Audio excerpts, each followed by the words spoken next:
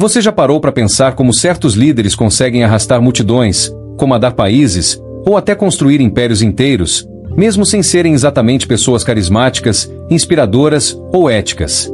Existe uma ciência por trás disso, um conjunto de técnicas mentais, muitas vezes sutis, outras vezes brutais, que fazem parte de um campo conhecido como psicologia obscura. E nesse vídeo, eu vou te mostrar exatamente como os líderes usam essas ferramentas para controlar milhões de pessoas, influenciando comportamentos, manipulando decisões e até transformando opiniões em ideologias cegas. Não estamos falando de mágica, nem de teorias conspiratórias sem sentido. Estamos falando de táticas reais, usadas por figuras históricas e atuais, de ditadores a CEOs, de pastores carismáticos a políticos eleitos democraticamente. O mais assustador é que tudo parece acontecer de forma natural, como se fosse escolha sua. Mas será mesmo? Ajude o canal se inscrevendo e deixando seu gostei. Para entender como tudo isso funciona, a gente precisa voltar no tempo.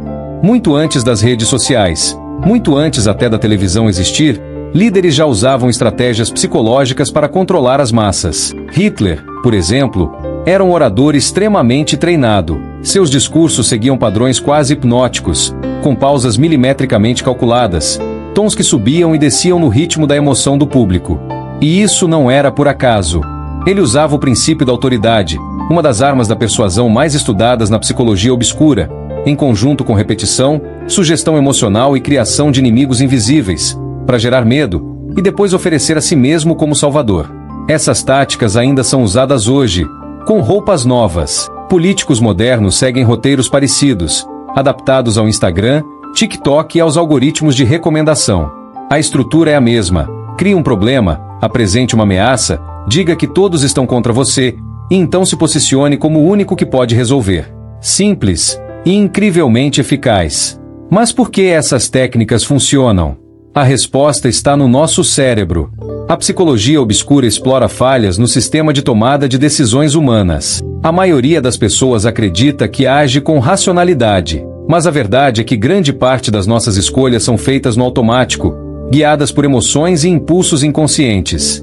Um bom líder que domina a psicologia obscura entende como ativar o medo, despertar a insegurança e depois oferecer segurança em troca de obediência.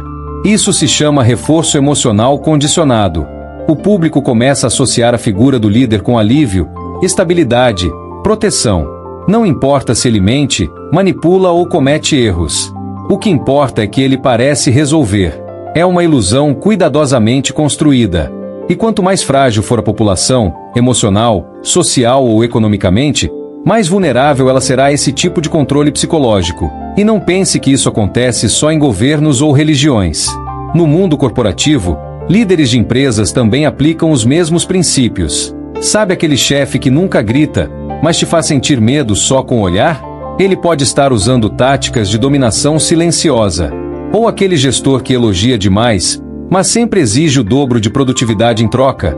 Isso é uma forma de manipulação emocional conhecida como reforço intermitente. Você nunca sabe se será punido ou recompensado, e isso te mantém preso, tentando agradar, tentando conquistar aprovação.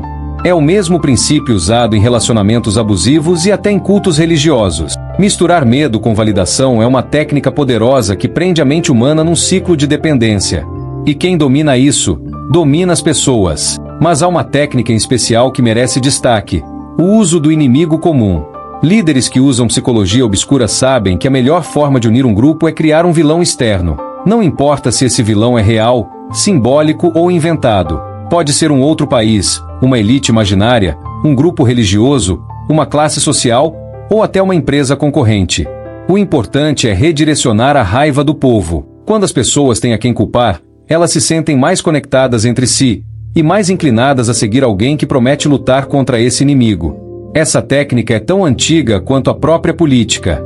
E funciona porque ela atinge diretamente o nosso instinto de sobrevivência tribal.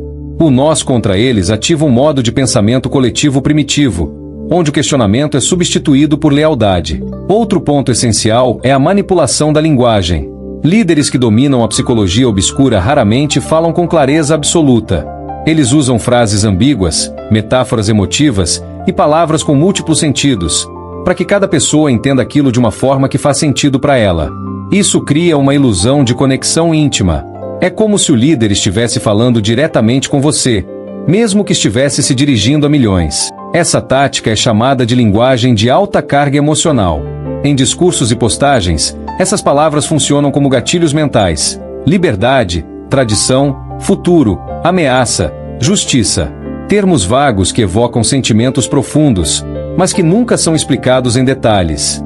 E sabe por quê? Porque o objetivo não é informar, é provocar emoção suficiente para neutralizar o pensamento crítico. Agora, talvez você esteja se perguntando: e como eu posso me proteger disso? O primeiro passo é reconhecer os sinais. Todo líder, seja político, religioso ou empresarial, que evita o debate, que ataca quem questiona, que se coloca como único salvador ou que rejeita a diversidade de ideias, pode estar aplicando psicologia obscura. O segundo passo é fortalecer seu pensamento crítico.